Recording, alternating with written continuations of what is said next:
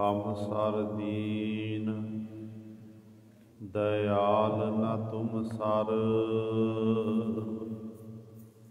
अब पतियार क्या कीजै, बचनी तोर मोर मन मानै। जन को पूरन दीजै, हों बल बल जाओ रमैया कारने। कारण कबन अबोल, बहुत जन्म बिछरे थे माधो। ए जन्म तुम्हारे लिखे, कह रबदास आस लग जीवों।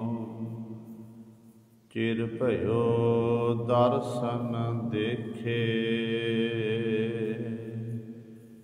कह रबदास आस लग जीवों।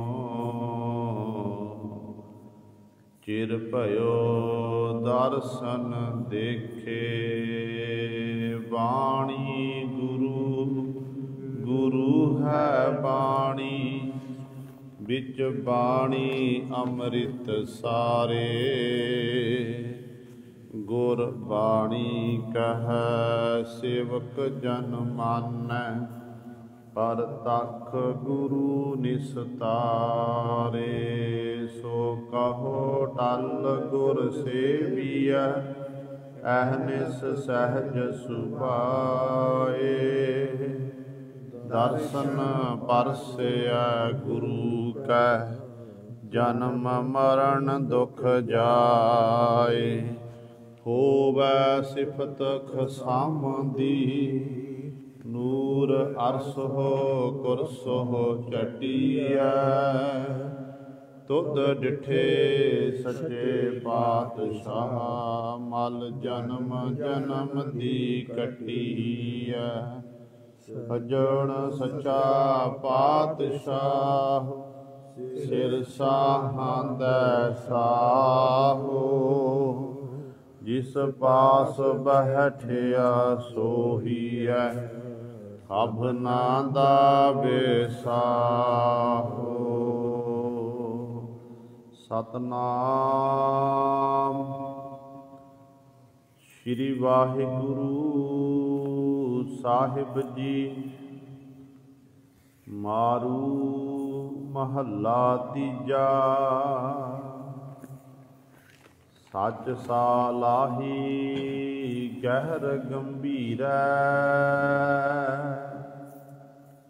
सब जग है तिस ही कै चीरै।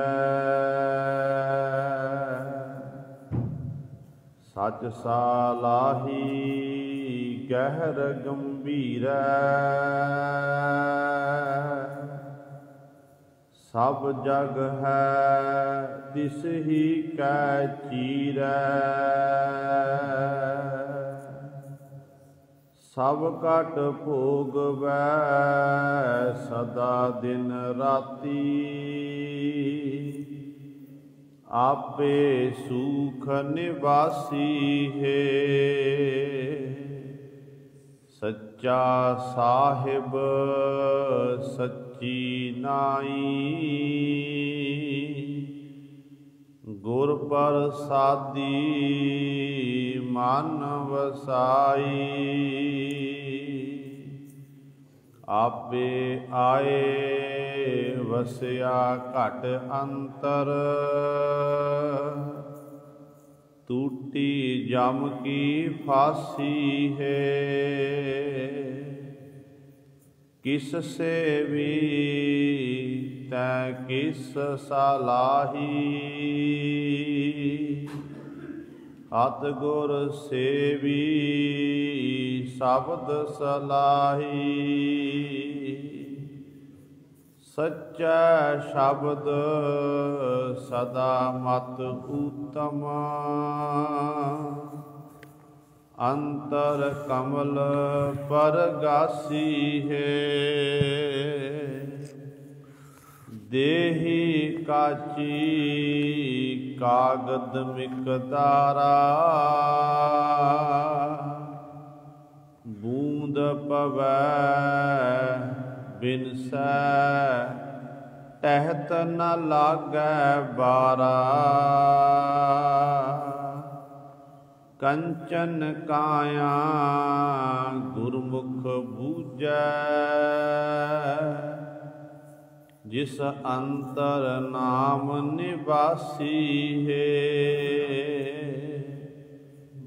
ਦੇਹੀ ਕਾਚੀ ਕਾਗਦ ਮਿਕਦਾਰਾ, ਬੂੰਦ ਪਵੈ ਬਿਨਸੈ ਟਹਿਤ ਨ ਲਾਗੈ ਬਾਰਾ। ਕੰਚਨ ਕਾਇਆ ਗੁਰਮੁਖ ਬੂਝੈ, ਜਿਸ ਅੰਤਰ ਨਾਮ ਨਿਵਾਸੀ ਹੈ।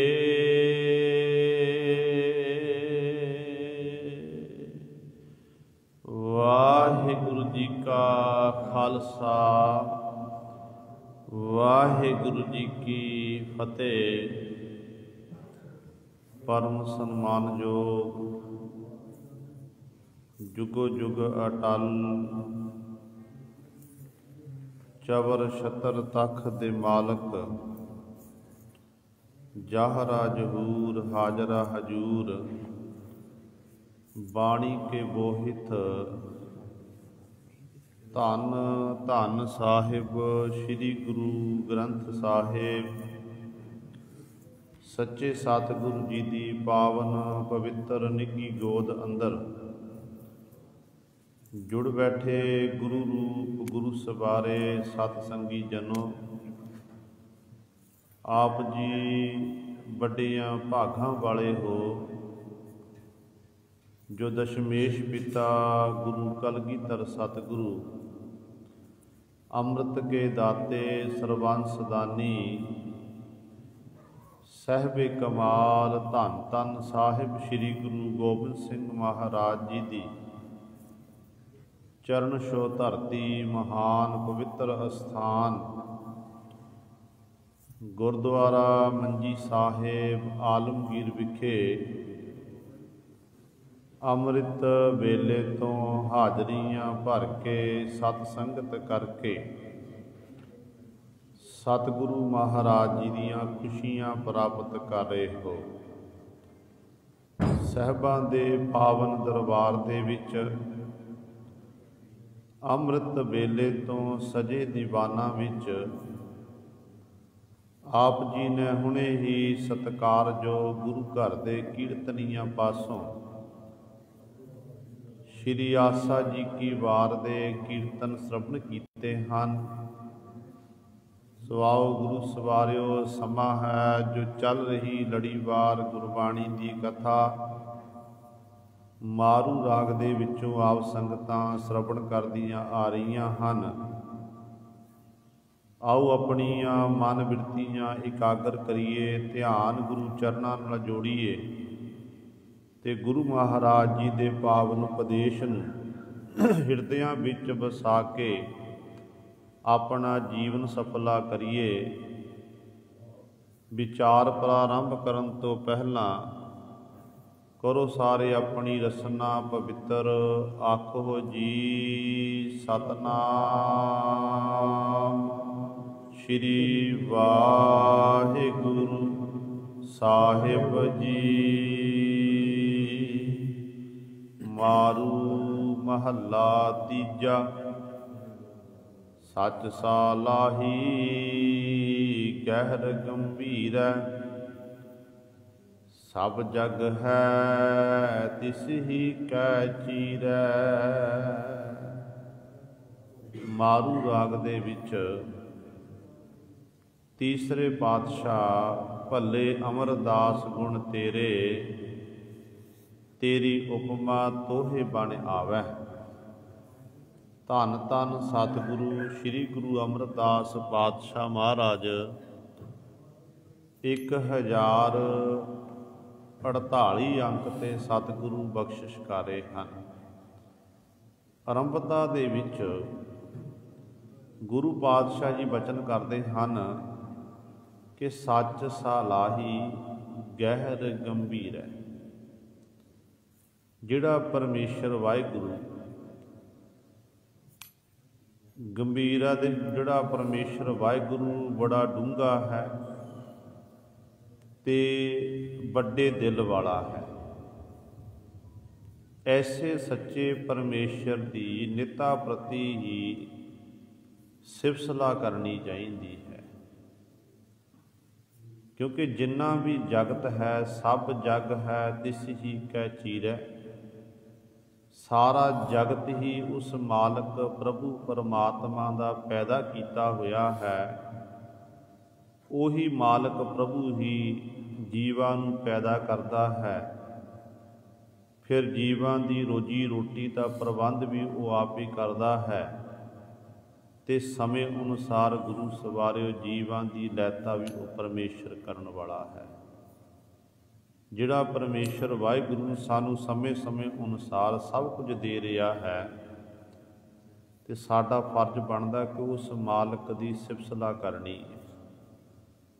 गुरु नानक साहब महाराज नूं पुछो ते धन गुरु नानक दे महाराज कहते ने, ऐ जीव तेरे कोल बहुत सारे पदार्थ इकट्ठे हो जान, तेरा सोहना आलीशान मकान बंगला बन जावे, तैनू सारियां सुख सहूलतां होवे, पर सच जानी उन्हां नूं प्राप्त करके तैनू गुरु चेते आना चाहिए, परमेश्वर चेते आना चाहिए है। किते इन्हां नूं देख के तू परमात्मा दे नाम नूं विसार ना दे, प्रभु नूं ना भुल जावे। श्री राग दे विच गुरु नानक साहब महाराज का पावन शब्द है, पहला शब्द सतगुरु कहते ने, मोती ता मंदर उसर है, रतनी ता होए जड़ाऊ, कस्तूर कुंगू अगन चंदर, लीप आवै चाओ, मत देख भूला बीसरै, तेरा चित न आवै नाओ। गुरु पातशाह कहते तेरा इन्ना सोहना महल बन जावे जिहदे च मोती इत्यादक जड़त कीते हुए हन, इत्थों तक जिहदी लपाई चंदन इत्यादक नाल कीती उलेपन कीता होवे, बड़ी अंदर खुशबू आंदी होवे।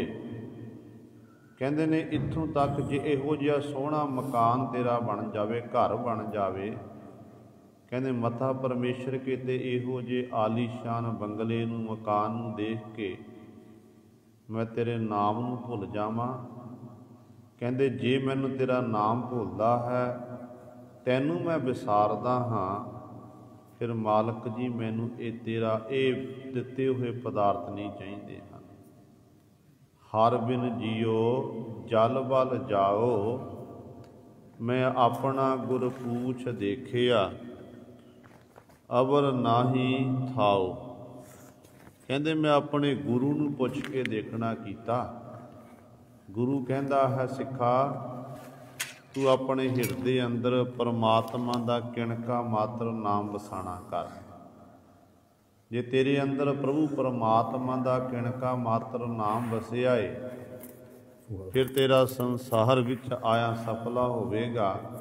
इस करके गुरु कहता है सिखा नाम तो बिना जिंदगी तेरी सारी ही व्यर्थ है। आप सतगुर के बचन पढ़ते हैं, सतगुरु कहते ने नामै ही ते सब किश होआ, बिन सतगुर नाम न जापै, गुर का शब्द महारस मीठा, बिन चाखे साध न जापै, कौडी बदले जन्म गवाया, चीनस नाही ਆਪੈ। ਸਤਿਗੁਰੂ ਮਹਾਰਾਜ ਵਚਨ ਕਰਦੇ ਨੇ, ਕਹਿੰਦੇ ਨਾਮ ਜਪਣ ਨਾਲ ਹੀ ਜੀਵ ਤੈਨੂੰ ਸਭ ਕੁਝ ਪ੍ਰਾਪਤ ਹੋਣਾ ਹੈ। ਪਰ ਸੱਚ ਜਾਣੀ ਜਿਹੜਾ ਇਹ ਨਾਮ ਹੈ ਨਾ, ਇਹ ਸਤਿਗੁਰ ਦੀ ਕਿਰਪਾ ਤੋਂ ਬਿਨਾਂ ਨਾਮ ਜਪਿਆ ਨਹੀਂ ਜਾ ਸਕਦਾ।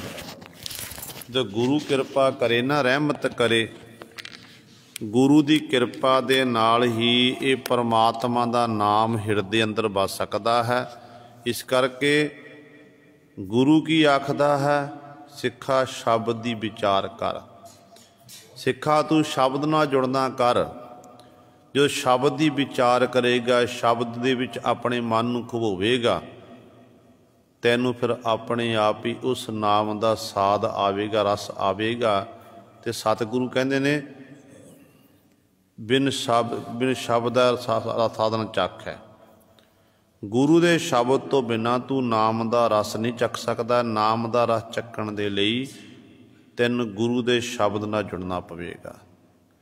ਇਸੇ ਕਰਕੇ ਸਤਿਗੁਰੂ ਕਹਿੰਦੇ ਨੇ, ਕਹਿੰਦੇ ਹਰ ਬਿਨ ਜਿਉ ਜਲ ਬਲ ਜਾਓ, ਮੈਂ ਆਪਣਾ ਗੁਰ ਪੂਛ ਦੇਖਿਆ, ਅਵਰ ਨਾਹੀ ਥਾਓ।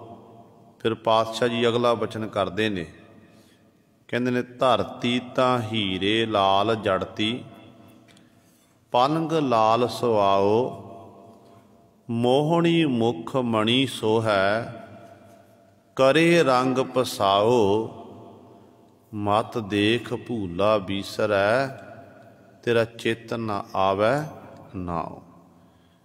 ਕਹਿੰਦੇ ਨੇ ਹੇ ਪਰਮਾਤਮਾ, ਮਾਨੂੰ ਮੈਂ ਇਹੋ ਜਿਹੀ ਭੂਮੀ ਦਾ ਮਾਲਕ ਬਣ ਜਾਵਾਂ, ਉਹ ਧਰਤੀ ਦਾ ਮਾਲਕ ਬਣਾ, ਜਿਸ ਧਰਤੀ ਦੇ ਵਿੱਚ ਹੀਰੇ ਲਾਲ ਇਤਿਆਦਿ ਜੜਤ ਕੀਤੇ ਹੋਣ।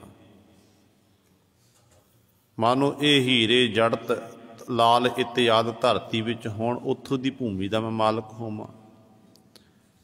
ਤੇ ਉਸ ਧਰਤੀ ਉੱਤੇ ਬੈਠ ਕੇ ਮੇਰਾ ਸੋਹਣਾ ਪਲੰਘ ਹੋਵੇ, ਸੋਹਣੀ ਵਿਛਾਈ ਕੀਤੀ ਹੋਵੇ, ਮਨ ਨੂੰ ਮੋਹਣ ਵਾਲੀਆਂ ਜਿਹੜੀਆਂ ਇਸਤਰੀਆਂ ਨੇ, ਇਹੋ ਜਿਹੀਆਂ ਇਸਤਰੀਆਂ ਦੀ ਮੈਂ ਸੰਗਤ ਕਰਦਾ ਹੋਵਾਂ।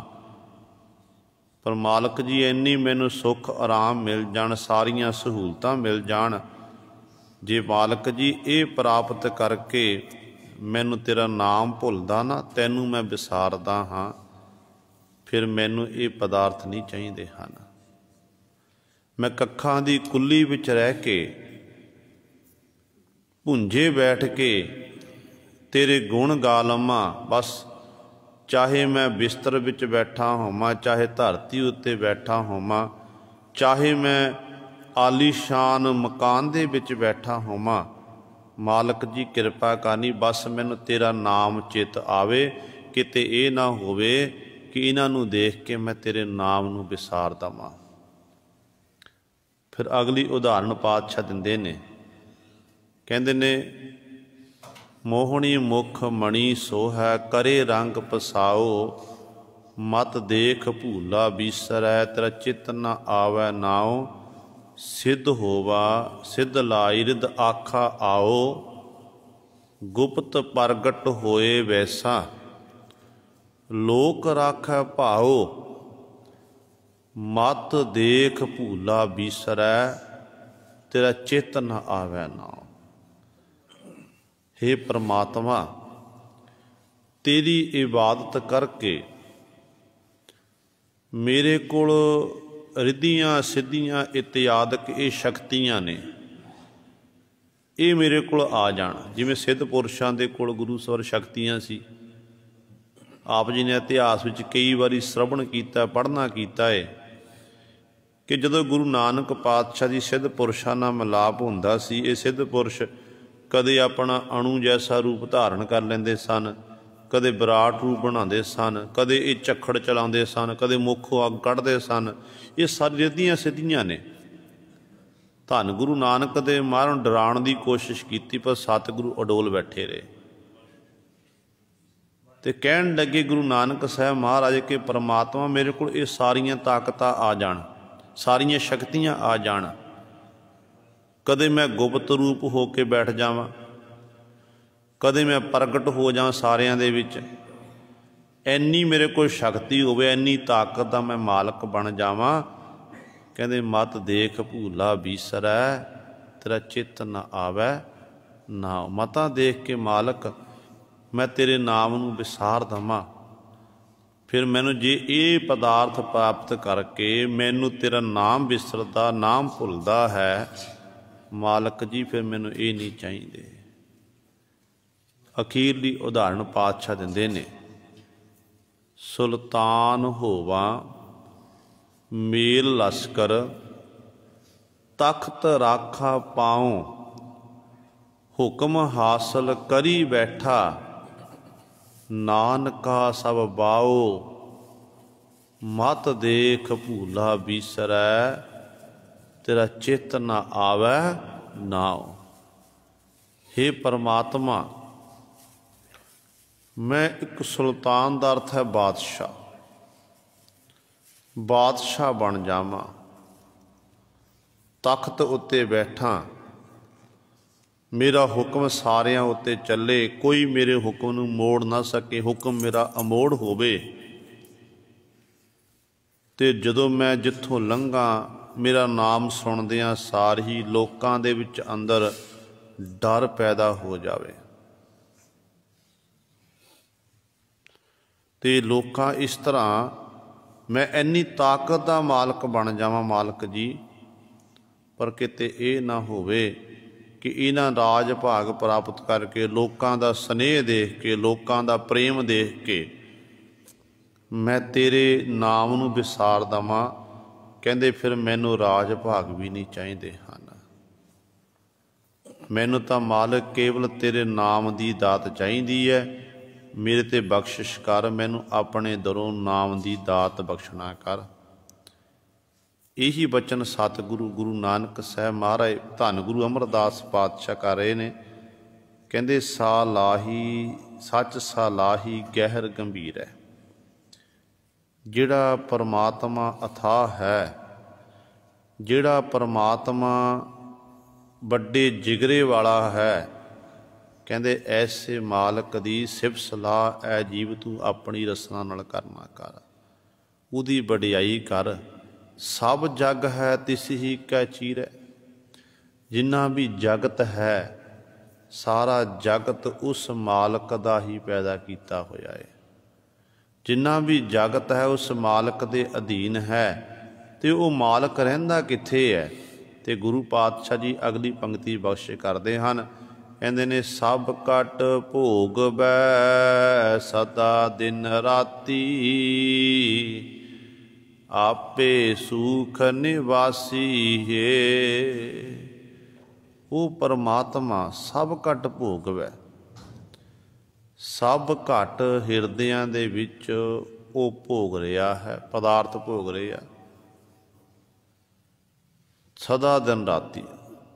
ਦਿਨੇ ਵੀ ਤੇ ਰਾਤ ਵੀ ਉਹ ਮਾਲਕ ਹੀ ਹਰ ਇੱਕ ਜੀਵ ਦੇ ਅੰਦਰ ਬੈਠਾ ਹੋਇਆ ਹੈ, ਤੇ ਆਪ ਹੀ ਜਿਹੜੇ ਉਸ ਪਿਆਰੇ ਦੇ ਮਾਲਕ ਦੇ ਗੁਣਾਂ ਦਾ ਗਹਿਣ ਕਰਦੇ ਹਨ, ਉਸ ਮਾਲਕ ਦੀ ਸਿਫਤ ਸਲਾਹ ਕਰਦੇ ਹਨ, ਮਾਲਕ ਨੂੰ ਆਪਣੇ ਅੰਦਰੋਂ ਪਹਿਚਾਣ ਲੈਂਦੇ ਨੇ।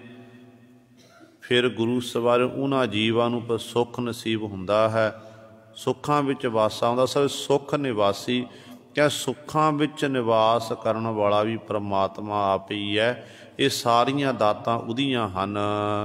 ਸੱਚਾ ਸਾਹਿਬ ਸੱਚੀ ਨਾਈ, ਗੁਰ ਪ੍ਰਸਾਦੀ ਮਨ ਵਸਾਈ।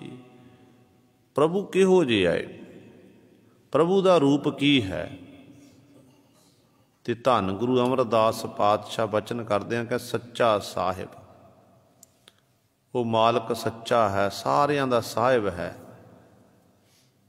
ਉਹਦਾ ਨਾਮ ਵੀ ਸੱਚਾ ਹੈ, ਉਹਦੀ ਵਡਿਆਈ ਸੱਚੀ ਹੈ।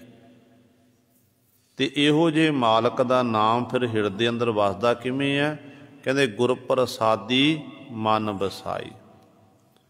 ਜਦੋਂ ਗੁਰੂ ਕਿਰਪਾ ਕਰਦਾ, ਗੁਰੂ ਰਹਿਮਤ ਕਰਦਾ ਏ, ਫਿਰ ਹਿਰਦੇ ਵਿੱਚ ਪਰਮਾਤਮਾ ਦੇ ਨਾਮ ਦਾ ਵਾਸਾ ਹੁੰਦਾ ਏ। ਗੁਰੂ ਦੀ ਕਿਰਪਾ ਤੋਂ ਬਿਨਾਂ ਕੁਝ ਵੀ ਨਹੀਂ ਹੋਣਾ ਗੁਰੂ ਸਵਾਰੇ।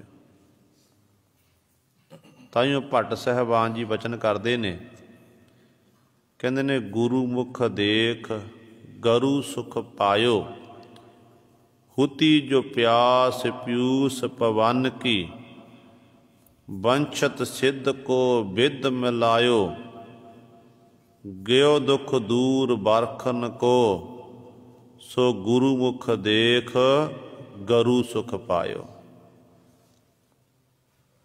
गुरु गरु का अर्थ है चेला, कि जदों एक चेला एक सेवक अपने गुरु का मुख देख लैंदा ना, गुरु दे दीदार कर लैंदा है, तो सतगुरु कहते फिर उस सेवक नूं सुख प्राप्त होंदा है। कि सिख की जिहड़ी भावना है, सिख हर समय अपने गुरु पातशाह के दर्शन दीदारे लोचदा है। कदे भी गुरु का दर छड्ड के जिवें आप संगतां देखो हुण सर्दी की रुत है, धुंध पई हुई है, ये गुरु नाल तुहाडा प्रेम है, तुसीं अपने घरों चल के आए ने, निता प्रति नित का नियम बनिया होया गुरु की बख्शिश है। गुरु की बख्शिश के नाल एक गुरु की बख्शिश है, दूजा गुरु के प्रति तुहाडे मन विच स्नेह है, प्रेम है। तो सिख का ये जीवन है। सिख की जिहड़ी शुरुआत है ना, अपने गुरु कोलों हुंदी है। जो सिख उठदा, उठण वेले सिख वाहिगुरू आखदा, फतेह बुलांदा है, तो अपने गुरु की इबादत करता है। जो सिख सौंदा है रात नूं, ते सौण वेले भी अपने गुरु के चरनां च अरदास बेनती करदा। सोलह सैह की पावन बाणी पढ़ के सिख अरदास करदा कि सच्चे पातशाह, हे गुरु जी, आप जी की रजा दे विच 4 पहर का दिन बतीत होया है, 4 पहर की रात्रि आई है, पातशाह किरपा करनी, अपने भाणे दे विच बतीत करानी, ते अपना नाम जपाना। ते कहण दा भाव है कि सिख हर समय गुरु नूं चेते करता है। इस करके सतगुरु महाराज बचन करते हैं, कहते जिहड़ा उस गुरु का सेवक है, सेवक हर समय अपने गुरु की आग्ञा की पालना करता है, वो 8 पहर अपने मालक की आराधना करता है। तो सतगुरु कहते ने गुर प्रसादी मन वसाई, गुरु की प्रसाद किरपा के राही हरि परमात्मा का जिहड़ा नाम है ना, ये मन वसाई, मन विच आके बस जाता। इनू मन विच बसाना कर, आपे आए वसिया घट अंतर, टूटी जम की फांसी है। सतगुरु महाराज किरपा करते हैं, कहते जदों गुरु की किरपा दे नाल ते अपने हिरदे दे अंदर परमात्मा दे नाम नूं वसा लिया, कहते फिर तैनूं रब नूं बाहर लभण की लोड़ नहीं पवेगी। वो तेरे हिरदे विच आप ही कहते घट हिरदे विच आके बस जाएगा। है परमात्मा अंदर ही है, किते बाहर नहीं है। साडे कोल देखण वाली अख नहीं असल विच, ते जिन्हां दी देखण वाली अख पैदा हो जाती है, वो फिर उन्हां नेत्रां नाल देखदे ने, अपने अंदरों परमात्मा नूं प्राप्त कर लैंदे हन। देखो बहुत सारे प्रमाण सानूं गुरबाणी च मिलते हैं।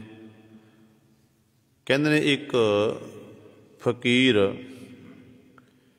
जिहड़ा परमात्मा की खोज करनी तुर पिया, परमात्मा की है, कित्थे रहिंदा है, की करदा है। बड़ी इबादत कीती, बड़े बड़े विद्वानां दी संगत कीती, पर गुरु सवारियो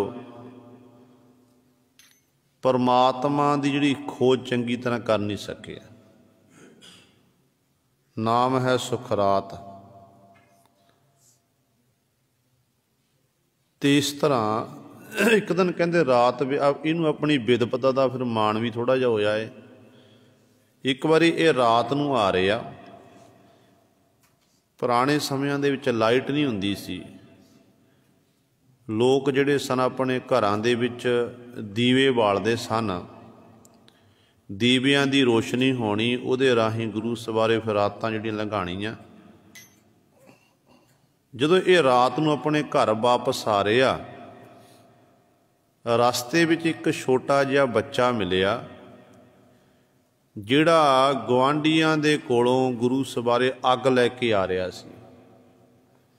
ਦੀਵਾ ਜਗਾਇਆ ਹੋਇਆ ਤੇ ਇਸ ਤਰ੍ਹਾਂ ਉਹ ਬੱਚਾ ਆ ਰਿਹਾ ਹੈ।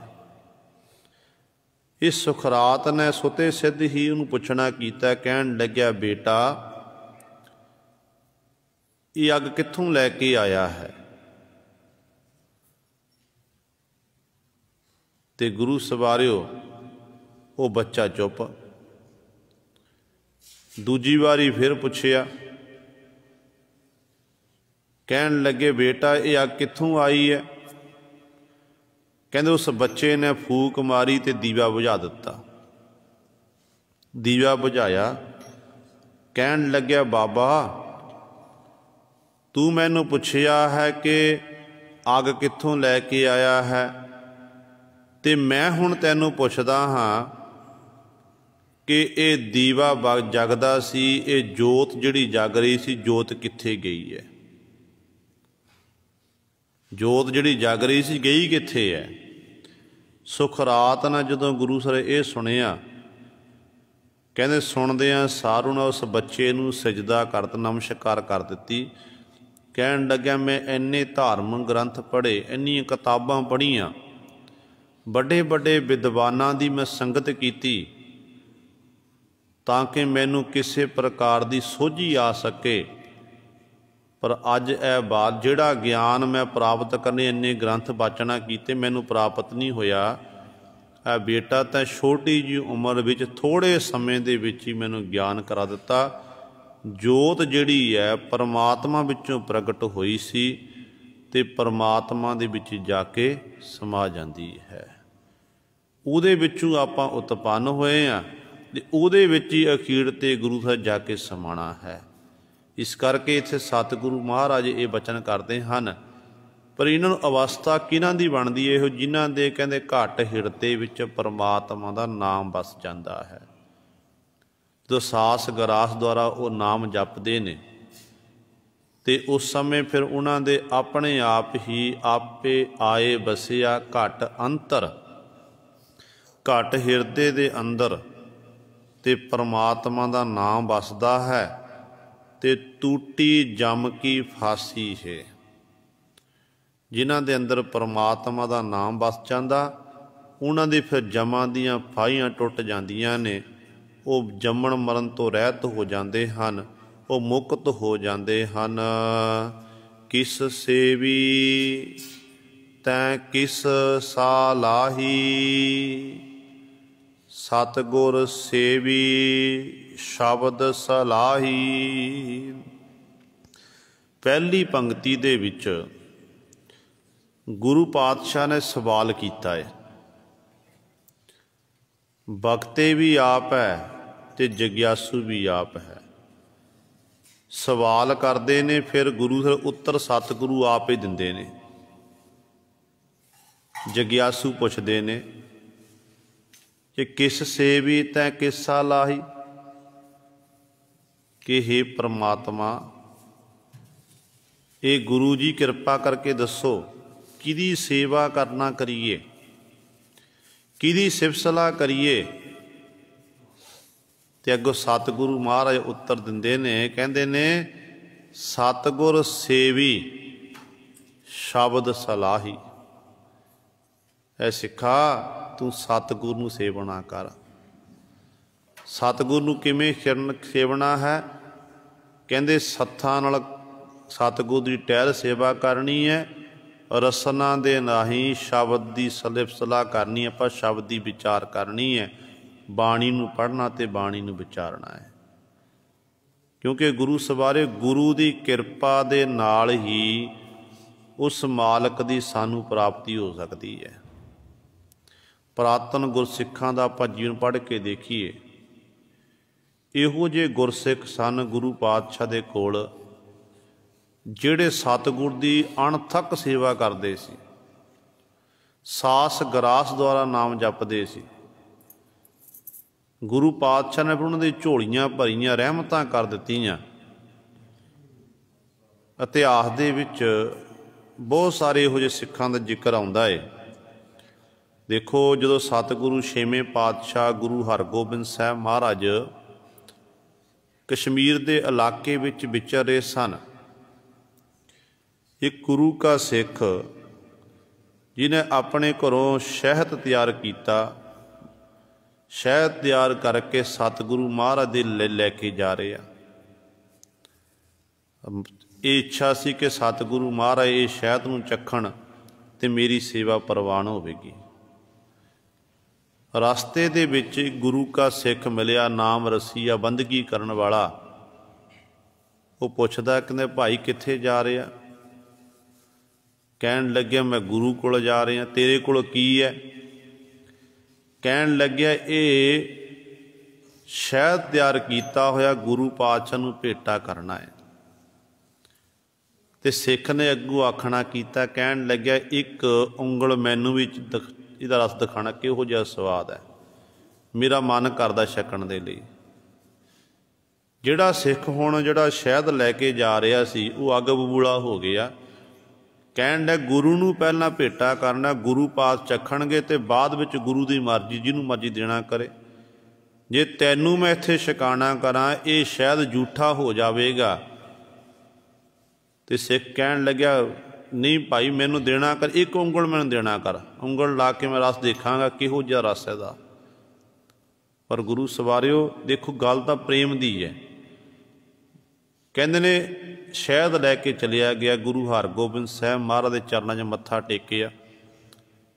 मत्था टेकण उपरंत सतगुरु नूं कहण लग्या पातशाह तुहाडे लई इह तुछ जी भेटा लैके किरपा करो दर ते प्रवान करो। सतगुरु कहण लगे डब्बे विच है की है? कहण लग्या पातशाह शहद है। सतगुरु कहण लगे फिर खोल के दिखा। जदों खोलिया तो गुरु सवारे ते विच जिहड़े कुछ शहद दे कीड़े चल रहे सन। हैरान हो गया कि मैं बड़ी सधाई नाल बड़े भै विच रह के बड़े प्रेम नाल सतगुरु लई ये शहद तैयार कीता, कीड़े कित्थों आ गए ने? कहण लग्या पातशाह की खेड़ है? गुरु हरगोबिंद साहब महाराज दा इन्ना प्रेम सिखां दे नाल ते सतगुरु कहण लगे भाई जदों साडा छकण नूं मन करदा सी उदों सानूं छकाणा नहीं कीता, हुण साडे अगे भेटा करदा ते की विच कीड़े चलणगे? कहण लग्या पातशाह मैं समझिया नहीं। सतगुरु कहण लगे जदों तूं रास्ते विच आ रहा सी तेरे पासों सिख ने शहद मंगना कीता कि एक उंगल मैनू दे, मैं चट के देखना करा इहदा रस किहो जिहा है। कहंदे उदों तां इनकार कीता सी भाई। सतगुरु कहण लगे वो मामूली सिख नहीं है, नाम दा रसीया है, बाणी पढ़न वाला है, करके हर समय हर साह दे राही वो साडे चरनां जुड़िया रहिंदा है। ते गुरु सवारियो इहो जे सिख भी सन जिन्हां दे नाल गुरु पातशाह दा अथाह प्रेम हुंदा है। अज भी सतगुरु सिखां नाल बड़ा प्रेम करते ने, पर सिख जिहड़ा है सिख सतगुरु महाराज वल्लों पाए हुए पूरने ते नहीं चल रहे। अज आपां केवल नामधारी सिख रह गए हैं। जिहड़े पहले पुरातन सिख सन वो सिख जिथे नाम बाणी दे धारनी सन उत्थे हर समय गुरु के बचनों उत्ते पहरा देने वाले सन। अज जे आपां बाणी पढ़ते हैं सिमरन करते हैं मुबारक है, पर बहुत तादाद विच कई ऐसे जिहड़े गुरु पातशाह के बचनों उत्ते पहरा नहीं दे रहे हैं। देखो कलगीधर पातशाह महाराज दा कल आपां दिन मना के हटे हाँ मुक्तसर के शहीदों का 40 मुक्तियां का। उन्हां दे बाबत आपां सारे इतिहास श्रवण कीता कि उन्होंने अपनियां जानां कुर्बान कर दित्तियां। गुरु कलगीधर पातशाह ने उन्होंने मुक्तियां का वर देना कीता ते नाल सतगुरु ने विदावा पाड़िया सी। विदावा सतगुरु ने पाड़िया, पर जे आपां हुण अपने मनां वल देखीए आपां निता प्रति सतगुरु महाराज नूं विदावा लिख रहे हैं। गुरु पातशाह महाराज ने आखिया कि सिक्खा कदे केस कतल नहीं कराने ते केसां नूं कैंची ला रहे हैं, ये विदावा है। गुरु पातशाह कह रहे सिक्खा तै किसे गोर मड़ी की पूजा नहीं करनी है, मठ की पूजा नहीं करनी है। पर जो देखीदा तो गुरु सवारिओ पहनी हुंदी है गुरु पातशाह की बख्शी हुई वर्दी, तो सिख ही गोरमड़ियां की पूजा करता है। की है विदावा ही है ना। तो गुरु कहता है सिखा किसी मंत्र जंत्र उत्ते तो विश्वास नहीं करना। तेरा मंत्र है गुरमंत्र, तेरा मंत्र है मूल मंत्र। तो सिख जो गुरु सवारे उदों बड़ा दुख हुंदा है कि जो सिख गुरु के गुरमंत्र ते मूल मंत्र नूं छड्ड के मंत्रां जंत्रां उत्ते धागे तवीतां उत्ते जाके विश्वास करता है। ये काम करता है। ये की है? गुरु नूं विदावा दे रहे हैं बार बार आपां।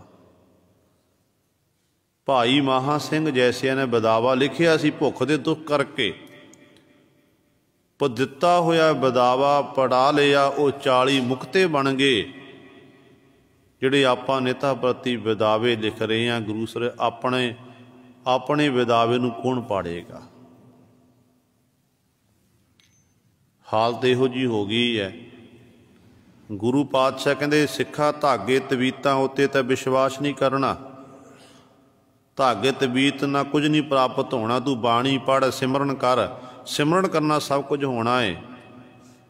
तो अज माफ़ करना सिखां दी हालत ऐसी, सिखां दे परिवार हुंदे ने, सिखां दे घर दे विच किसे दे गुट उत्ते धागा बन्निया हुंदा, किसे दे गिट्टियां उत्ते पैरां विच लत्त उत्ते धागा बन्निया हुंदा है।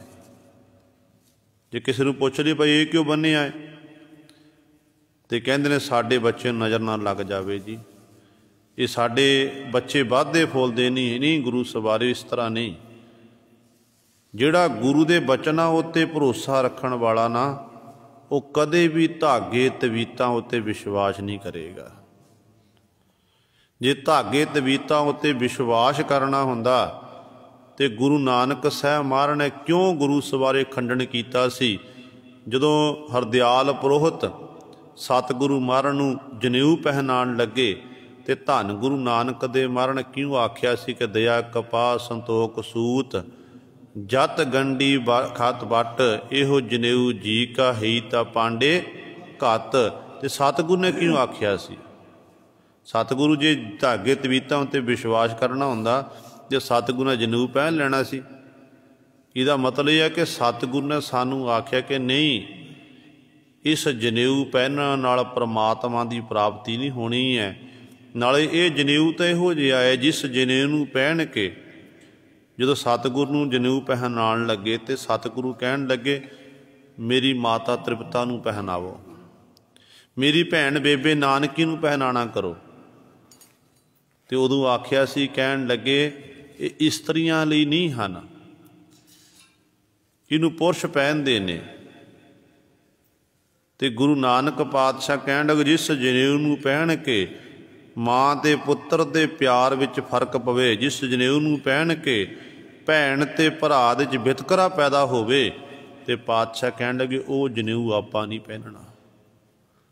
इस करके गुरु सवार सिक्ख्या की मिलती है कि सतगुरु ने सानू धागे तवीतां तो रोकिया होया है, तो आपां कदे भी जिंदगी च ये काम नहीं करने हैं। जदों वड्डे तो वड्डा दुख होवे ना, वड्डे तो वड्डा दुख गुरु सर सतगुरु की बाणी ने साडा कटना है। बाणी का आपां सहारा लेना करिए।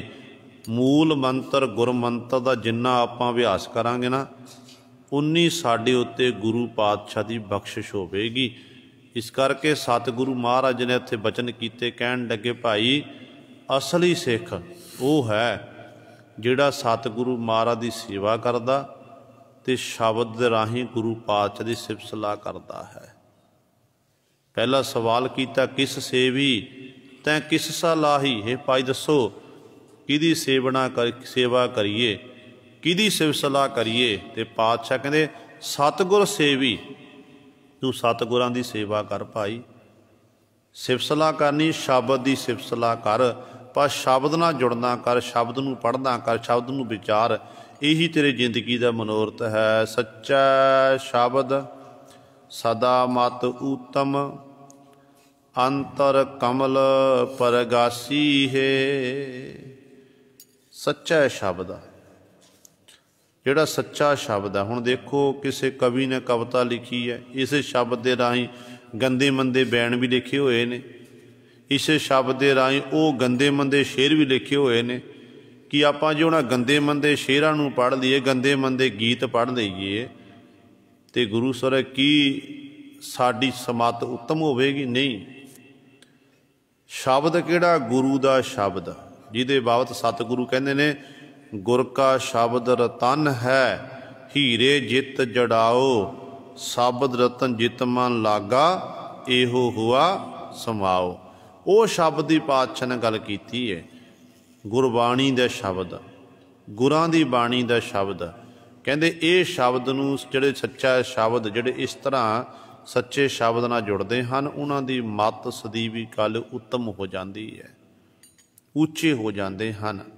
ਉਹਨਾਂ ਦੇ ਅੰਤਰ ਕਮਲ ਪ੍ਰਗਾਸੀ ਹੈ, ਕੋਲ ਫੁੱਲ ਦੀ ਨਿਆਈ। ਉਹਨਾਂ ਦਾ ਹਿਰਦਾ ਜਿਹੜਾ ਹੈ ਖਿੜਿਆ ਰਹਿੰਦਾ ਹੈ, ਉਹਨਾਂ ਦੇ ਅੰਦਰ ਇਹੋ ਜਿਹਾ ਵਿਗਾਸ ਹੋ ਜਾਂਦਾ ਹੈ। ਦੇਹੀ ਕਾਚੀ ਕਾਗਦ ਮਿਕਦਾਰਾ, ਬੂੰਦ ਪਵੈ ਬਿਨਸੈ, ਢਹਿਤ ਨ ਲਾਗੈ ਬਾਰਾ। ਗੁਰੂ ਸਾਹਿਬਾਨ ਜੀ ਅਗਲੇ ਬੰਦ ਵਿੱਚ ਬਖਸ਼ਿਸ਼ ਕਰਦੇ ਹਨ। ਹੁਣ ਮਨੁੱਖ ਦੇ ਜਿਹੜਾ ਆਪਣੀ ਦੇਹੀਆਂ ਦਾ ਮਨੁੱਖ ਮਾਣ ਕਰਦਾ ਨਾ ਜੀਵ, ਇਸ ਮਾਣ ਦਾ ਸਤਿਗੁਰੂ ਖੰਡਨ ਕਰਦੇ ਨੇ। ਹਰ ਇੱਕ ਨੂੰ ਆਪਣੇ ਸਰੀਰ ਉੱਤੇ ਮਾਣ, ਪਰ ਪਾਤਸ਼ਾਹ ਕਹਿੰਦੇ ਹਰ ਸਮੇਂ ਤੂੰ ਆਪਣੇ ਸਰੀਰ ਨੂੰ ਪਾਲਣਾ ਪੋਸ਼ਣ 'ਚ ਲੱਗਿਆ ਹੋਇਆ, ਇਹਦੀ ਬੜੀ ਸੇਵਾ ਕਰਦਾ ਹੈ। ਆਪਣੀ ਜਵਾਨੀ ਉੱਤੇ, ਜੋਬਨ ਉੱਤੇ ਤੂੰ ਮਾਣ ਕਰਦਾ ਫਿਰਦਾ ਏ, ਪਰ ਤੈਨੂੰ ਪਤਾ ਤੇਰਾ ਸਰੀਰ ਹੈ ਕੀ ਹੈ? ਕਹਿੰਦੇ ਕੱਚੀ ਮਿੱਟੀ ਹੈ, ਕਿਸੇ ਕੰਮ ਆਉਣ ਵਾਲੀ ਨਹੀਂ। ਕਹਿੰਦੇ ਇਸ ਤਰ੍ਹਾਂ ਤੇਰੀ ਦੇਹੀ ਕੱਚੀ ਹੈ ਜਿਵੇਂ ਕਾਗਦ ਮਿਕਦਾਰਾ। ਜਿਵੇਂ ਕਾਗਜ਼ ਕਮਜ਼ੋਰ ਹੁੰਦਾ ਨਾ, ਕਾਗਜ਼ ਨੂੰ ਜਦੋਂ ਬੂੰਦ ਪਵੈ ਬਿਨਸੈ, ਢਹਿਤ ਨਾ ਲਾਗੈ ਬਾਰਾ। ਕਾਗਜ਼ ਪਿਆ ਹੋਇਆ, ਉਹਦੇ 'ਤੇ ਪਾਣੀ ਪੈ ਜਾਵੇ ਨਾ, ਪਾਣੀ ਪੈਣ ਦੇ ਨਾਲ ਥੋੜ੍ਹੇ ਸਮੇਂ ਵਿੱਚ ਹੀ ਉਹ ਕਾਗਜ਼ ਜਿਹੜਾ ਗਲ ਜਾਂਦਾ, ਸੜ ਜਾਂਦਾ ਹੈ, ਖਤਮ ਹੋ ਜਾਂਦਾ ਹੈ। ਇਸੇ ਤਰ੍ਹਾਂ ਸਤਿਗੁਰੂ ਕਹਿੰਦੇ ਜਦੋਂ ਇਸ ਦੇਹੀ ਦੇ ਵਿੱਚ ਵਿਸ਼ੇ ਵਿਕਾਰ ਹਾਵੀ ਹੋ ਜਾਣ, ਕਹਿੰਦੇ ਫਿਰ ਜਦੋਂ ਜੀਵ ਆਪਣੀ ਜ਼ਿੰਦਗੀ ਵਿਸ਼ੇ ਵਿਕਾਰਾਂ ਦੇ ਵਿੱਚ ਹੀ ਗਲਤਾਨ ਹੋ ਕੇ ਬਤੀਤ ਕਰਦਾ ਏ, ਕਦੇ ਪਰਮਾਤਮਾ ਦੇ ਗੁਣਾਂ ਦਾ ਗਹਿਣ ਨਹੀਂ ਕੀਤਾ, ਪ੍ਰਭੂ ਦੀ ਉਸਤਤ ਨਹੀਂ ਕੀਤੀ, ਇਸੇ ਤਰ੍ਹਾਂ ਹੀ ਆਪਣੀ ਜ਼ਿੰਦਗੀ ਵਿਅਰਥ ਗਵਾ ਲਈ। ਕਹਿੰਦੇ ਫਿਰ ਉਹ ਵੀ ਕਾਗਜ਼ ਵਾਂਗ ਹੀ ਜਿਹੜਾ ਉਹ ਸਰੀਰ ਇੱਕ ਤਰ੍ਹਾਂ ਗਲਿਆ ਹੋਇਆ, ਸੜਿਆ ਹੋਇਆ ਹੁੰਦਾ ਹੈ। ਪਰ ਜਿਸ ਦੇਹੀ ਦੇ ਰਾਹੀਂ ਜੇ ਨਾਮ ਜਪਿਆ, ਬੰਦਗੀ ਕੀਤੀ, ਇਸ ਦੇਹੀ ਦੇ ਰਾਹੀਂ ਸਤ ਸੰਗਤ ਕਰਨਾ ਕੀਤੀ, ਤੇ ਗੁਰੂ ਸਵਾਰੇ ਫਿਰ ਇਹ ਦੇਹੀ ਸਤਿਗੁਰ ਦੇ ਦਰ 'ਤੇ ਪ੍ਰਵਾਨ ਹੈ। ਇਸ ਦੇਹੀ ਦੇ ਰਾਹੀਂ ਫਿਰ ਉਸ ਮਾਲਕ ਦੀਆਂ ਸਾਨੂੰ ਖੁਸ਼ੀਆਂ ਮਿਲ ਸਕਦੀਆਂ ਨੇ। ਪਰ ਉਹਨਾਂ ਲੋਕਾਂ ਦੀ ਸਤਿਗੁਰੂ ਗੱਲ ਕਰਦੇ ਨੇ ਜਿਹੜੇ ਲੋਕ ਆਪਣੇ ਮਨ ਦੇ ਵਿੱਚ ਆਪਣੀਆਂ ਦੇਹੀਆਂ ਦਾ ਮਾਣ ਕਰਦੇ ਹਨ। ਭਗਤ ਰਵਿਦਾਸ ਸਾਹਿਬਾਨ ਜੀ ਦਾ ਇੱਕ ਸ਼ਬਦ ਹੈ, ਜਿਹਦੇ 'ਚ ਭਗਤ ਰਵਿਦਾਸ ਸਾਹਿਬਾਨ ਜੀ ਸਾਨੂੰ ਸਮਝਾਉਂਦੇ ਨੇ, ਸਰੀਰ ਨੂੰ ਇੱਕ ਜੁੱਤੀ ਦੱਸਦੇ ਨੇ। ਕਿਉਂਕਿ ਬਨਾਰਸ ਦੀ ਧਰਤੀ ਦੇ ਵਿੱਚ ਦੋ ਭਗਤਾਂ ਦਾ ਜਨਮ ਹੋਇਆ, ਇੱਕ ਭਗਤ ਰਵਿਦਾਸ ਸਾਹਿਬਾਨ ਜੀ, ਇੱਕ ਭਗਤ ਕਬੀਰ ਸਾਹਿਬਾਨ ਜੀ, ਦੋਨੋਂ ਸਮਕਾਲੀ। ਤੇ ਜਿੱਥੇ ਪਾਂਡਿਆਂ ਦਾ ਗੜ੍ਹ ਸੀ ਨਾ, ਉੱਚੀ ਜਾਤੀ ਜਾਤ ਅਭਿਮਾਨੀ ਲੋਕ ਰਹਿੰਦੇ ਸਨ, ਉੱਥੇ ਇਹ ਨੀਵੀਂ ਜਾਂ ਸ਼ੂਦਰ ਜਾਤੀ ਵਿੱਚ ਇੱਕ ਜਲਾਹਿਆ ਘਰ ਵਿੱਚ, ਇੱਕ ਚਮਾਰਾਂ ਦੇ ਘਰ ਵਿੱਚ ਪੈਦਾ ਹੋਇਆ। ਤੇ ਕੁਦਰਤੀ ਤੌਰ 'ਤੇ ਹੈ, ਜਿੱਥੇ ਇਹਨਾਂ ਨੂੰ ਪੜ੍ਹਨ ਦਾ ਹੱਕ ਨਹੀਂ ਸੀ, ਪੂਜਾ ਕਰਨ ਦਾ ਹੱਕ ਨਹੀਂ ਸੀ, ਇਸ ਤਰ੍ਹਾਂ ਉਹ ਲੋਕ ਗੁਰੂ ਸਵਾਰੇ ਜਦੋਂ ਭਗਤੀ ਮਾਰਗ 'ਤੇ ਚੱਲੇ ਨੇ, ਤੇ ਬ੍ਰਾਹਮਣ ਜਿਹੜੇ ਪੰਡਤ ਲੋਕ, ਬ੍ਰਾਹਮਣ ਲੋਕ ਸਨ, ਈਰਖਾ ਕਰਦੇ ਸਨ। ਜਦੋਂ ਕੋਲੋਂ ਦੀ ਲੰਘਦੇ ਸਨ, ਇਹਨਾਂ ਦੀ ਜਾਤ ਦਾ ਨਾਮ ਲੈ ਕੇ ਇਹਨਾਂ ਨੂੰ ਉਸ ਸਮੇਂ ਖਿਜਾਉਣ ਦੀ ਕੋਸ਼ਿਸ਼ ਕਰਦੇ ਸੀ। ਕਦੇ ਕਹਿੰਦੇ ਸਨ ਰਵਿਦਾਸ ਚਮਾਰਾ, ਕਦੇ ਕਬੀਰ ਨੂੰ ਜਲਾਹਾ ਆਖਣਾ।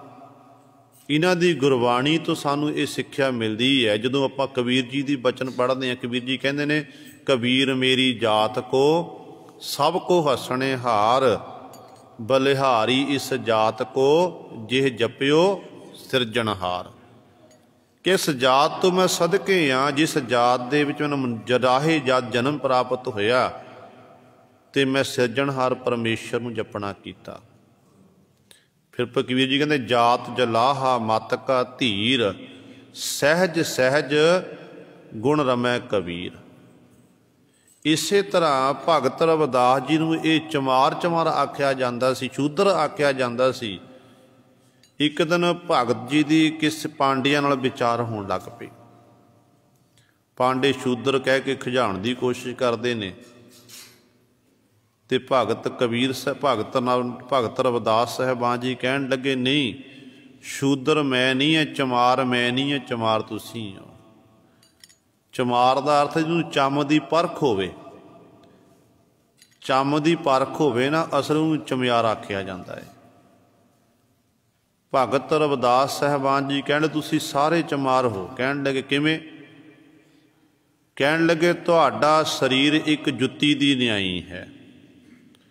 ਤੁਸੀਂ ਸਰੀਰ ਦੀ ਪਾਲਣਾ ਪੋਸ਼ਣਾ 'ਚ ਲੱਗੇ ਹੋ। ਜੁੱਤੀ ਨੂੰ, ਜਿਵੇਂ ਜੁੱਤੀ ਟੁੱਟ ਜਾਵੇ ਉਹਨੂੰ ਤੋਪੇ ਲਾਏ ਜਾਂਦੇ ਹਨ, ਗੰਢਿਆ ਜਾਂਦਾ ਹੈ। ਕਹਿੰਦੇ ਇਸੇ ਤਰ੍ਹਾਂ ਤੁਸੀਂ ਨਿਤਾ ਪ੍ਰਤੀ ਸਰੀਰ ਦੀ ਪਾਲਣਾ ਪੋਸ਼ਣ ਲੱਗੇ, ਇਹ ਗੰਢਣਾ ਤੁਪਣਾ ਹੈ। ਭਗਤ ਜੀ ਨੇ ਸ਼ਬਦ ਉਚਾਰਨ ਕੀਤਾ, ਕਹਿਣ ਲੱਗੇ, ਮੈਂ ਚਮਰੱਟਾ, ਚਮਰੱਟਾ ਗਾਂਠ ਨਾ ਜਨੀ, ਲੋਕ ਗਠਾਵੈ ਪਨਹੀ, ਆਰ ਨਹੀਂ ਜੇ ਤੋਪੋ, ਨਹੀਂ ਰਾਮਬੀ ਠਾਓ ਰੋਪੋ, ਰੋਗ ਗੰਠ ਗੰਠ ਖਰਾ ਬੇਗੂਚਾ, ਹੋਂ ਬਿਨ ਗੰਠੇ ਜਾਏ ਪਹੂਚਾ, ਰਵਿਦਾਸ ਜਪੈ ਰਾਮ ਨਾਮਾ, ਮੋਹੇ ਜਮ ਸਿਉ ਨਾਹੀ ਕਾਮਾ। ਭਗਤ ਰਵਿਦਾਸ ਜੀ ਕਹਿੰਦੇ ਨੇ ਕਿ ਹੁਣ ਮੈਂ ਰਵਿਦਾਸ ਰਵੰਤੀ ਰਾਮ ਦਾ ਨਾਮ ਜਪਦਾ ਹਾਂ, ਮੈਨੂੰ ਜਮਾਂ ਨਾਲ ਮੇਰਾ ਕੋਈ ਕੰਮ ਨਹੀਂ ਹੈ। ਭਾਵ ਮੈਂ ਜਮਾਂ ਦੇ ਅਧੀਨ ਨਹੀਂ ਹੋਵਾਂਗਾ, ਮੈਂ ਮੁਕਤ ਹੋ ਜਾਵਾਂਗਾ। ਮੈਨੂੰ ਆਪਣੇ ਮਾਲਕ ਪ੍ਰਭੂ ਉੱਤੇ ਵਿਸ਼ਵਾਸ ਹੈ। ਪਰ ਦੁਨੀਆ ਦੇ ਲੋਕ ਇਸ ਸਰੀਰ ਦੇ ਮੋਹ ਵਿੱਚ ਐਸੇ ਖਚਤ ਨੇ ਕਿ ਇਹਨਾਂ ਨੂੰ ਆਪਣੇ ਅਸਲੀ ਦੀ ਪਹਿਚਾਣ ਹੀ ਨਹੀਂ ਹੈ। ਇਸ ਕਰਕੇ ਸਰੀਰ ਰੂਪੀ ਜੁੱਤੀ ਦੀ ਹਰ ਸਮੇਂ ਇਹ ਪਾਲਣਾ ਪੁੱਛਣ 'ਚ ਲੱਗੇ ਹੋਏ ਹਨ। ਅਤੇ ਸਤਿਗੁਰੂ ਮਹਾਰਾਜ ਇੱਥੇ ਹੀ ਵਚਨ ਕਰਦੇ ਹਨ, ਕਹਿੰਦੇ, ਭਾਈ ਜਿਹੜੇ ਬੂੰਦ ਪਵੈ ਬਿਨਸੈ, ਢਹਿਤ ਨਾ ਲਾਗੈ ਬਾਰਾ। ਭਾਈ ਸਰੀਰ ਦਾ ਮਾਣ ਕਿਉਂ ਕਰਦਾ? ਤੇਰੀ ਦੇਹੀ ਕਹਿੰਦੇ ਕੱਚੀ ਹੈ, ਕਹਿੰਦੇ ਕਾਗਜ਼ ਦੀ ਨਿਆਈ ਹੈ, ਕਮਜ਼ੋਰ ਹੈ ਬੜੀ।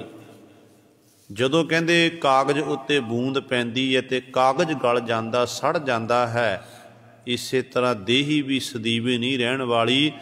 ਅੱਜ ਤੈਨੂੰ ਪ੍ਰਾਪਤ ਹੋਈ ਹੈ ਤੇ ਕੱਲ੍ਹ ਨੂੰ ਫਿਰ ਛਿਨ ਛਿਨ ਔਧ ਵਿਹਾਤ ਹੈ। ਹੌਲੀ ਹੌਲੀ ਕਹਿੰਦੇ ਤੇਰੀ ਅਵਧ ਜਿਉਂ ਉਮਰ ਬੀਤਦੀ ਜਾਵੇਗੀ, ਫਿਰ ਤੇਰੀ ਇਹ ਦੇਹੀ ਕਮਜ਼ੋਰ ਹੋ ਜਾਵੇਗੀ। ਤਾਈਓ ਬਾਬਾ ਫਰੀਦ ਜੀ ਕਹਿੰਦੇ ਨੇ, ਬੁੱਢਾ ਹੁਆ ਸ਼ੇਖ ਫਰੀਦ, ਕੰਬਣ ਲੱਗੀ ਦੇਹ, ਜੇਸੋਂ ਬਰਿਆਂ ਜੀਵਣਾ, ਭੀ ਤਨ ਹੋਸੀ ਖੇਹ। ਕਹਿੰਦੇ 100 ਵਰੇ ਮੈਨੂੰ ਹੋਰ ਪ੍ਰਾਪਤ ਹੋ ਜਾਵੇ ਨਾ, ਕਹਿੰਦੇ ਫਿਰ ਵੀ ਇਸ ਦੇਹੀ ਨੇ ਖਤਮ ਹੋਣਾ ਹੈ। ਭਗਤ ਜੀ ਕਹਿੰਦੇ ਨੇ, ਚੱਬਣ ਚੱਲਣ ਰਤਨ, ਸੇ ਸੁਣੀਅਰ ਬਹਿ ਗਏ, ਹੇੜੇ ਮੁੱਤੀ ਧਾਹਾ, ਸੇ ਜਾਨੀ ਚਲੇ ਗਏ। ਚੱਬਣ, ਦੰਦਾਂ ਦੇ ਨਾਲ ਆਪਾਂ ਭੋਜਨ ਛਕਦੇ ਹਾਂ। ਜਿਉਂ-ਜਿਉਂ ਮਨੁੱਖ ਦੀ ਉਮਰ ਲੰਬੇਰੀ ਹੁੰਦੀ ਹੈ ਨਾ, ਤਿਉਂ-ਤਿਉਂ ਮਨੁੱਖ ਦੀ ਜਿਹੜੀ ਹੈ, ਜਿਹੜੇ ਸਰੀਰ ਹੈ, ਇਹ ਕਮਜ਼ੋਰ ਹੁੰਦਾ ਜਾਂਦਾ ਹੈ। ਦੰਦਾਂ ਦੇ ਦੰਦ ਕਮਜ਼ੋਰ ਹੋ ਜਾਂਦੇ ਨੇ। ਗੁਰੂ ਸਰ ਰੋਟੀ ਖਾਣੀ ਬੜੀ ਔਖੀ ਹੋ ਜਾਂਦੀ ਹੈ। ਇਹ ਵੀ ਜਵਾਬ ਦੇ ਜਾਂਦੇ ਨੇ ਹੌਲੀ ਹੌਲੀ। ਚੱਬਣ ਚੱਲਣ, ਚੱਲਦੇ ਕਰਨਾ ਪੈਰਾਂ ਦੇ ਨਾਲ, ਲੱਤਾਂ ਦੇ ਨਾਲ। ਗੋਡੇ ਖੜ੍ਹ ਜਾਂਦੇ ਨੇ, ਪੈਰ ਜਿਹੜੇ ਨੇ ਜਿਉਂ-ਜਿਉਂ ਬੁਢਾਪਾ ਆਉਂਦਾ ਹੈ, ਇਹ ਫਿਰ ਪੈਰ ਜਿਹੜੇ ਇਹ ਤਾਕਤ ਦੀ ਮੁੱਕ ਜਾਂਦੀ, ਖਤਮ ਹੋ ਜਾਂਦੀ ਹੈ। ਹੌਲੀ ਹੌਲੀ ਗੁਰੂ ਸਰ ਇਹ ਪੈਰ ਵੀ ਜਵਾਬ ਦਿੰਦੇ ਨੇ, ਲਾਂਘ ਨਹੀਂ ਪੁੱਟ ਸਕਦਾ ਹੈ। ਕਈਆਂ ਦੀ ਤਾਂ ਇਹੋ ਜਿਹੀ ਹਾਲਤ ਹੋ ਜਾਂਦੀ ਹੈ, ਜਿਹੜੀ ਕਿਰਿਆ ਹੈ ਕਿਰਿਆ ਵੀ ਗੁਰੂ ਸਰੇ ਉਹ ਬਿਸਤਰ ਉੱਤੇ ਹੁੰਦੀ ਹੈ ਬੁਢਾਪੇ ਦੇ ਵਿੱਚ। ਤੇ ਤੀਜੇ ਨੇ ਚੱਬਣ ਚੱਲਣ ਰਤਨ। ਰਤਨ ਕੀ, ਰਤਨ ਕੀ ਨੇ? ਸਾਡੇ ਨੇਤਰ। ਇਹਨਾਂ ਨੇਤਰਾਂ ਨਾਲ ਹੀ ਆਪਾਂ ਸਾਰੇ ਸੰਸਾਰ ਨੂੰ ਦੇਖਦੇ ਹਾਂ। ਇਹ ਵਿਸ ਸੰਸਾਰ ਤੁਮ ਦੇਖਦੇ, ਇਹੋ ਹਰ ਕਾ ਰੂਪ ਹੈ। ਦੇਖਦੇ ਨੇਤਰਾਂ ਨਾਲ ਦੇਖਦੇ ਹਾਂ। ਤੇ ਜਿਉਂ-ਜਿਉਂ ਉਮਰ ਲਵੇਰੀ ਹੁੰਦੀ ਹੈ ਤਿਉਂ-ਤਿਉਂ ਹੌਲੀ-ਹੌਲੀ ਇਹ ਨੇਤਰ ਵੀ ਸਾਥ ਛੱਡ ਦਿੰਦੇ ਨੇ। ਨੇਤਰਾਂ 'ਚ ਧੁੰਦਲਾ ਦਿਖਾਈ ਦਿੰਦਾ ਹੈ, ਲਾਈਟ ਨੇਤਰਾਂ ਦੀ ਘਟ ਜਾਂਦੀ ਹੈ, ਕਈਆਂ ਦੀ ਬਿਲਕੁਲ ਬੰਦ ਹੋ ਜਾਂਦੀ ਹੈ। ਉਹ ਵੀ ਨੇਤਰ ਵੀ ਜਵਾਬ ਦੇ ਦਿੰਦੇ ਨੇ। ਤੇ ਚੌਥੇ ਨੇ ਸੁਣੀਅਰ। ਚੱਬਣ ਚੱਲਣ ਰਤਨ ਸੇ ਸੁਣੀਅਰ ਬਹਿ ਗਏ। ਕੰਨਾਂ ਦੇ ਨਾਲ ਪਹਿਲਾਂ ਚੁਗਲੀ ਨਿੰਦਿਆ ਸੁਣਦਾ ਸੀ, ਪਰਾਏ ਦਾ ਬੁਰਾ ਸੁਣਦਾ ਸੀ, ਬੜਾ ਰਸ ਲੈਂਦਾ ਸੀ। ਅੱਜ ਕਹਿੰਦੇ ਜਦੋਂ ਹੁਣ ਜ਼ਮੀਰ ਜਾਗਿਆ ਕਿ ਮਨਾ ਸਾਰੀ ਜ਼ਿੰਦਗੀ ਚੁਗਲੀ ਨਿੰਦਿਆ ਕਰਦੇ ਹਾਂ, ਸੁਣਦੇ ਹਾਂ, ਆਪਣੀ ਬਤੀਤ ਕਰ ਦਿੱਤੀ, ਇਹਨਾਂ ਕੰਨਾਂ ਦੇ ਨਾਲ ਮੈਂ ਸਿਫਤ ਸਲਾਹ ਸੁਣਨਾ ਕਰਾਂ, ਵਡਿਆਈ ਸੁਣਨਾ ਕਰਾਂ। ਤੇ ਸਤਿਗੁਰੂ ਕਹਿੰਦੇ ਫਿਰ ਬੁਢਾਪਾ ਆ ਗਿਆ। ਬੁਢਾਪੇ ਦੇ 'ਚ ਅੱਜ ਸੁਣੀਅਰ ਬਹਿ ਗਏ, ਕੰਨ ਵੀ ਜਵਾਬ ਦੇ ਗਏ। ਕਹਿੰਦੇ 10 ਬੰਦਿਆ ਫਿਰ ਤੂੰ ਕੀ ਕਰੇਗਾ। ਜੋ ਸਿਫਤ ਸਲਾਹ ਸੁਣਨ ਦੀ ਵਾਰੀ ਸੀ ਉਦੋਂ ਸਤ ਸੰਗਤ ਵਿੱਚ ਜਾ ਕੇ ਨਹੀਂ ਬੈਠੇ ਆ, ਉਦੋਂ ਕੀਰਤਨ ਨਹੀਂ ਸੁਣਿਆ, ਤਾਂ ਕਥਾ ਨਹੀਂ ਸੁਣੀ। ਤੇ ਅੱਜ ਜਦੋਂ ਹੁਣ ਮਨ ਕਰਦਾ ਕਿ ਸੁਣਾ, ਤੇ ਅੱਜ ਕੰਨ ਜਵਾਬ ਨਹੀਂ ਦਿੰਦੇ, ਕਹਿੰਦੇ ਮੈਂ ਨਹੀਂ ਸੁਣਨਾ। ਹੇੜੇ ਮੁੱਤੀ ਧਾਹਾ ਸੇ ਜਾਨੀ ਚਲੇ ਗਏ। ਪ੍ਰਤੱਖ ਤੌਰ 'ਤੇ ਆਪਾਂ ਦੇਖੀ ਜਦੋਂ ਵਿਪਤਾ ਪੈਂਦੀ ਹੈ ਨਾ, ਮਨੁੱਖ ਦੇ ਮਿੱਤਰ ਸੱਜਣ ਸਾਰੇ ਸਾਥ ਛੱਡ ਦਿੰਦੇ ਨੇ। ਜਿੱਥੇ ਮਿੱਤਰ ਸੱਜਣ ਸਾਥ ਛੱਡਦੇ ਨੇ ਨਾ, ਉੱਥੇ ਸਾਡੇ ਸਭ ਤੋਂ ਨੇੜੇ ਕਿਹੜੇ ਨੇ? 5 ਗਿਆਨ ਇੰਦਰ ਤੇ 5 ਕਰਮ ਇੰਦਰ ਸਾਡੇ ਆਪਣੇ ਨੇ ਜਿਹੜੇ। ਇਹ ਵੀ ਗੁਰੂ ਸਵਾਰੇ ਜਦੋਂ ਵਿਪਤਾ, ਜਦੋਂ ਸਰੀਰ ਕਮਜ਼ੋਰ ਹੁੰਦਾ ਨਾ, ਹੌਲੀ ਹੌਲੀ ਇਹ ਵੀ ਸਾਡੇ ਸਾਥ ਛੱਡਦੇ ਜਾਂਦੇ ਨੇ। ਇੰਦਰੀਆਂ ਕਾ ਬਲ ਥਾਕਾ, ਇਹ ਵੀ ਥੱਕ ਜਾਂਦੇ ਨੇ, ਇਹ ਵੀ ਪਿੱਛੇ ਹਟ ਜਾਂਦੇ ਨੇ। ਤੇ ਪਾਤਸ਼ਾਹ ਕਹਿੰਦੇ ਇਹੋ ਜਿਹੀ ਤੇਰੀ ਸਰੀਰ ਨੂੰ ਮਾਣ ਕਾਹਦਾ ਕਰਦਾ ਫਿਰਦਾ ਏ? ਅੱਜ ਨਹੀਂ ਤਾਂ ਕੱਲ੍ਹ ਕਹਿੰਦੇ ਤੈਂ ਗਲ ਜਾਣਾ, ਸੜ ਜਾਣਾ ਏ। ਬੂੰਦ ਪਵੈ ਬਿਨਸੈ। ਜਦੋਂ ਬੂੰਦ ਪੈ ਗਈ ਨਾ ਤੇਰੇ ਉੱਤੇ, ਕਾਗਜ਼ ਉੱਤੇ ਪਾਣੀ ਦੀ ਬੂੰਦ, ਕਾਗਜ਼ ਗਲ ਜਾਂਦਾ, ਤੇਰੇ ਉੱਤੇ ਵਿਕਾਰਾਂ ਦੀ ਬੂੰਦ ਪੈ ਗਈ, ਤੂੰ ਗਲ ਜਾਵੇਗਾ। ਕਹਿ ਢਹਿਤ ਨਾ ਲੱਗਾ, ਢਹਿੰਦਿਆਂ ਕਹਿੰਦੇ 12 ਦੇਰੀ ਨਹੀਂ ਲੱਗੇਗੀ। ਕੰਚਨ ਕਾਇਆ ਗੁਰਮੁਖ ਬੂਝੈ, ਜਿਸ ਅੰਤਰ ਨਾਮ ਨਿਵਾਸੀ ਹੈ। ਸਰੀਰ ਕਹਿੰਦੇ ਇੱਕ ਕੰਚਨ ਸੋਨਾ।